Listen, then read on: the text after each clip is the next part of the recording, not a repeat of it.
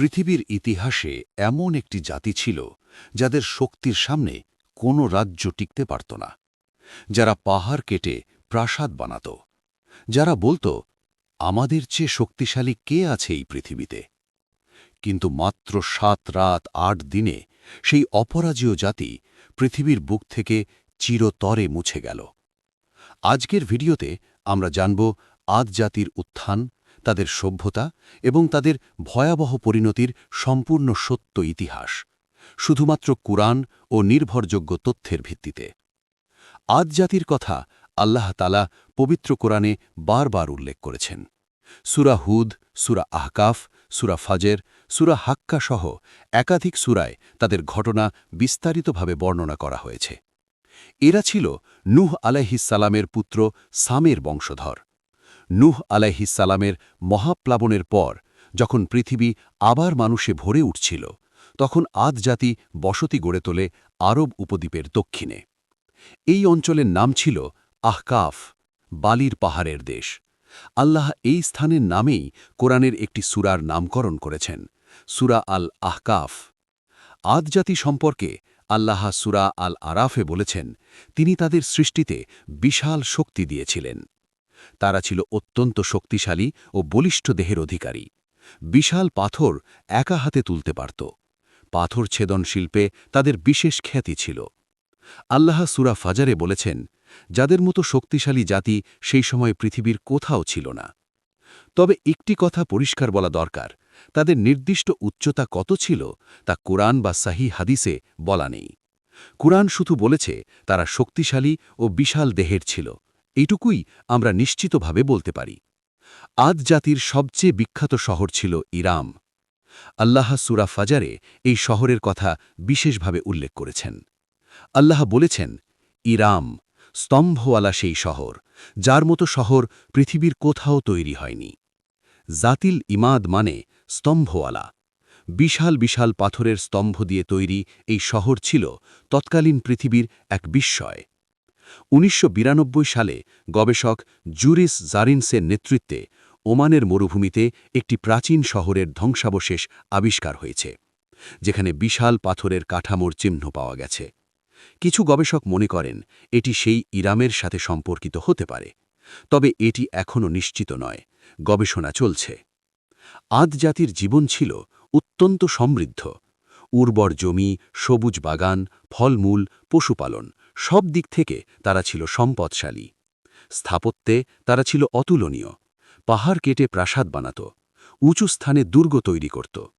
কিন্তু আল্লাহ সূরা শুআরায় তাদের একটি কাজের সমালোচনা করেছেন। তারা শুধু নিজেদের ক্ষমতা দেখানোর জন্য উঁচু উঁচু স্মৃতিস্তম্ভ বানাত। এই শক্তি ও সম্পদ তাদের অহংকারী করে তুলল।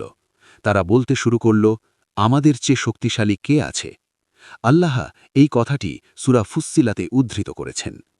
একসময় আদ জাতি আল্লাহর উপর ঈমান রাখত, কিন্তু প্রজন্মের পর প্রজন্ম যাওয়ার সাথে সাথে তারা আল্লাহকে ভুলে গেল। শুরু হল মূর্তি পূজা। ইতিহাসবিদরা বলেন, নূহ আলাইহিস সালামের পরে সর্বপ্রথম মূর্তি পূজা শুরু করে এই আদ জাতি। পাথরের দেবতার সামনে মাথা নত করল সেই জাতি যাদের আল্লাহ দিয়েছিলেন অতুলনীয় শক্তি ও সম্পদ। দুর্বলদের ওপর অত্যাচার চলত, ন্যায় বিচার ছিল না। আল্লাহর নিয়ামত পেয়েও তারা ছিল অকৃতজ্ঞ। আল্লাহ তাআলা এই পথভ্রষ্ট জাতির উপর রহমত করলেন। তিনি তাদের কাছে পাঠালেন একজন নবী, হুদ আলাইহিস সালাম। আল্লাহ সূরা আল আরাফে বলেছেন, আদ জাতির নিকট তাদের ভাই হুদকে পাঠিয়েছিলাম। লক্ষ্য করুন, তাদের ভাই বলা হয়েছে, কারণ হুদ আলাইহিস সালাম ছিলেন আদ জাতিরই একজন। তাদের ভাষায় কথা বলতেন, তাদের চেনা মানুষ। তিনি তাদের বললেন, হে আমার জাতি, আল্লাহর ইবাদত করো, তিনি ছাড়া তোমাদের কোনো সত্যিকারের ইলাহ নেই। তিনি বললেন, আল্লাহর কাছে ক্ষমা চাও, তিনি তোমাদের আরও বেশি নিয়ামত দেবেন, বৃষ্টি দেবেন, শক্তি বাড়িয়ে দেবেন। কিন্তু আদ জাতি শুনল না। সূরা হুদে তাদের জবাব উল্লেখ আছে। তারা বলল, হে হুদ, তুমি কোনো স্পষ্ট প্রমাণ নিয়ে আসনি। আমরা তোমার কথায় আমাদের দেবতাদের ছাড়ব না। তারা আরও বলল, আমাদের দেবতারাই তোমাকে পাগল করে দিয়েছে। হুদ আলাইহিস সালাম শান্তভাবে জবাব দিলেন, আমি আল্লাহকে সাক্ষী রাখছি, তোমরাও সাক্ষী থাকো, আমি তোমাদের মূর্তিগুলো থেকে সম্পূর্ণ মুক্ত। বছরের পর বছর দাওয়াত চলল, কিন্তু অল্প কিছু মানুষ ছাড়া কেউই ঈমান আনল না। আজ জাতির পাপের পাত্র পূর্ণ হতে শুরু করল। আকাশ থেকে বৃষ্টি বন্ধ হয়ে গেল। তাফসীরবিদরা উল্লেখ করেছেন, টানা ৩ বছর বৃষ্টি বন্ধ ছিল।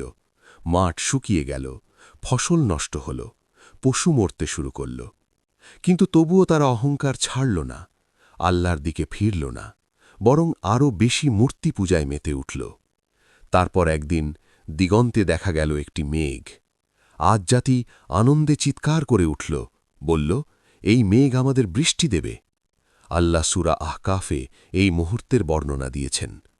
হুদ আলাইহিসসালাম বললেন, না, এটাই সেই জিনিস যা তোমরা তাড়াতাড়ি চেয়েছিলে।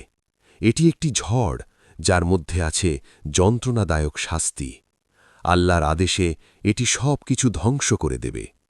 মুহূর্তের মধ্যে আনন্দ পরিণত হল আতঙ্কে। আল্লাহ সূরা হাক্কাতে বলেছেন, আমি তাদের উপর পাঠালাম প্রচণ্ড ঝড়, 7 রাত ও 8 দিন ধরে একটানা। তুমি দেখতে পেতে সেই মানুষগুলো মাটিতে পড়ে আছে, যেন তারা ফাঁপা খেজুর গাছের কাণ্ড। এই ঝড় কাউকে ছাড় দেয়নি। বিশাল দেহের মানুষগুলো, যারা পাহাড় কেটে প্রাসাদ বানিয়েছিল, তারা শুকনো পাতার মতো উড়ে গেল। 7 রাত 8 দিন পর ঝড় থামল। আজ জাতি বলে আর কিচ্ছু নেই। তাদের বসতিগুলো ছাড়া আর কিছুই অবশিষ্ট রইল না।